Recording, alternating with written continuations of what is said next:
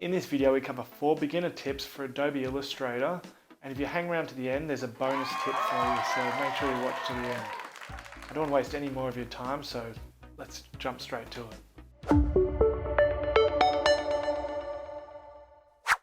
The first tip's a quick one. Let's say you want to do an exact movement. All you got to do is open up the Preferences panel by holding Command K on Mac or Control K on PC, and that will bring up your keyboard increments. You can change this to whatever you want. We're going to change this to 10 millimeters, and you select your item, and now you can press whatever direction on the control pad, and that's exactly the distance it'll move. And for you Americans, we can do an imperial measurement of 1 inch, and here we are shifting that around. So that is the first tip. Let's jump on to the next one. Perspective Grid tool is an amazing tool, but as a beginner you're probably not drawing vanishing point 3D drawings, and you might click on this and then don't know how to get rid of it. You've done a shortcut and you're on some other icon and you just can't get rid of this grid.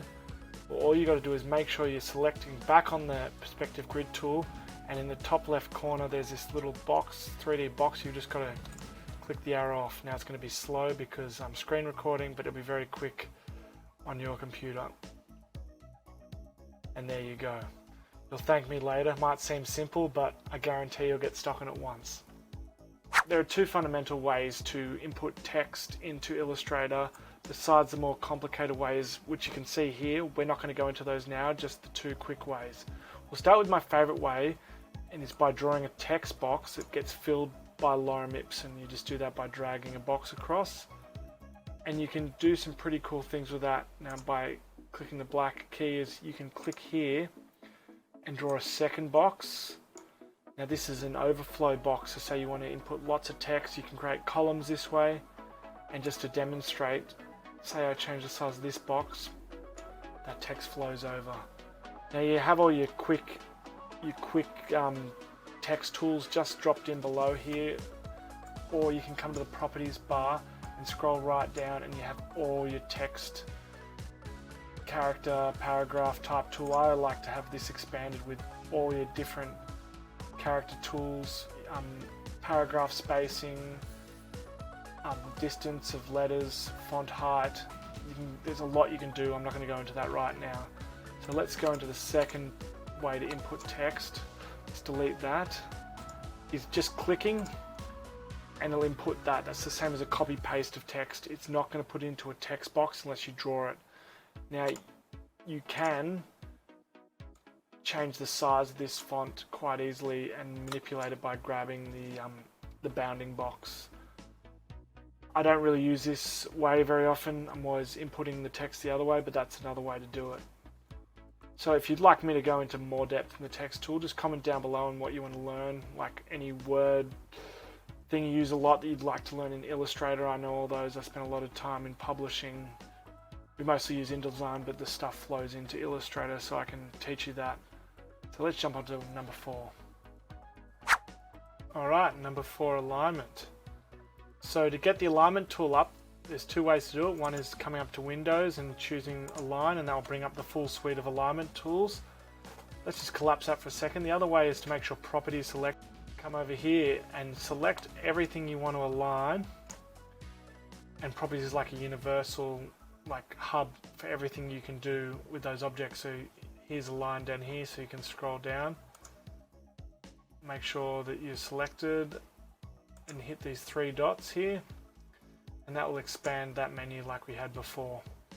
So we've got 3 types of align really. There's align to artboard, which is what the white box we've got up here. Align to selection, which is just the bounding box aligned to the furthest points of each bounding box or the middle. And that bounding box can change obviously when you start messing with the alignment. And 3 is aligned to key object, which we'll show last. So let's just do align to artboard. So this will align everything into the center of the artboard. And let's distribute them evenly vertically. They're horizontal but vertically. As you can see there perfectly. Alright, let's Control Z that. Command Z, whichever one you want to do. Command Z again. PC, Mac, different slightly, but same but different. Alright, Let's do a line selection. Let's just select 4 here, and this will show you a line selection. So we're just going to make sure selection, line selection selected. Let's go to the left. You can see it's only aligning to that part, and let's distribute them vertically again. Alright, I think you can grasp that. It's a good one to fiddle around with, great to help move stuff around, but this is probably the most powerful one. So let's select this circle here and bring it onto the artboard. Say you don't want this outside circle to move, but you want the middle one to be in the center. If you just hit a line selection, you'll see that the outside circle's moving around, but you're really happy where that center circle is. So you want the black circle to move to the center of the yellow without the yellow circle moving. That's where Align Key Object comes in. So you click this one little key on it. Now see, it's using that heavier selection lines on the black circle. You want on the yellow circle.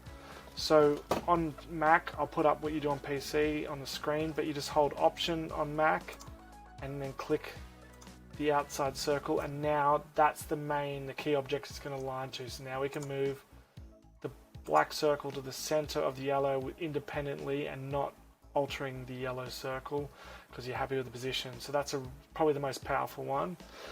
And you just got to remember to have the key object selected. You're going to have multiple objects, so you can shift between them by holding Option. I'll put the PC up again. Alright, so thanks for sticking around, and we might do a bonus one. Thanks for sticking around this long. Before we get to the 5th and final tip, the bonus tip for you sticking around this long, and the best one in my opinion. The first 4 tips, there is other ways to do this, just like skinning a cat, and if you think you know a better way, comment down below. And if you've got more constructive stuff about things you'd like to learn in Illustrator, please comment that down too, and I'll do my best to make a video about that, because I've been doing this for nearly 20 years, Illustrator that is, and I'm just scratching the surface of my knowledge. And whilst you're also here, hit the like and subscribe, that'd be much appreciated. Let's jump into that 5th and final tip. 5th and final tip is called Recolor, but it's a very powerful tip. Say you want to change the color of all these 5s, but you don't want to muck with everything else, and you don't want to individually click in because they're all grouped. The easiest way is just to select all, and in Properties scroll down to Recolor. So bring up an item, give it a second, obviously screen record, slow me down. Advanced options, we can go back over that in another video, we'll just skip past that.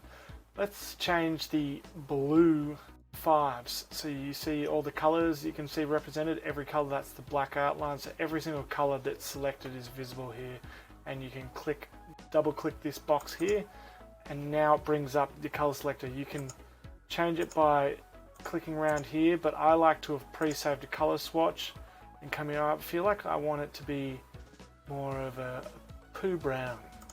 So I click that and press OK, and now change all my blue 5s into poo brown, and let's make this green a little bit more of a vomit green. We'll use the hue selector instead. Let's puke green, something like that. Okay, now that changed that. So that's a really powerful tool.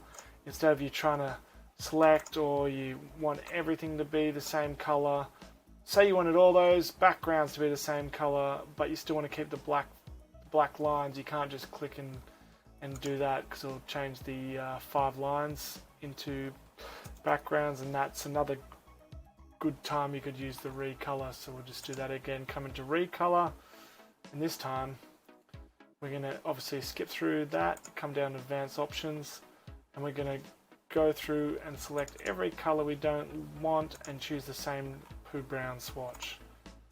Okay. You'll see them slowly changing. Maybe we'll make shades of brown because we like different browns. Alright, now you're wondering why I chose that, just because I hadn't pre-saved some swatches and I was trying to be funny, and it's clearly not funny, but just stick with me here. Oh, and you can see I changed the background of the 5s, but we're going to run with it. because I think that looks good on some of the 5s. And we just cancel that one. We've got 2 more to go. We're not going to actually change the white. Actually, we could change the white to a slightly different brown, but let's go really dark brown on this one. There we go. Alright, that's the recolor tool. Alright, thanks for watching. If you like this video, you'll probably like how to make QR codes in InDesign or how to utilize symbols in Illustrator. See you in the next one.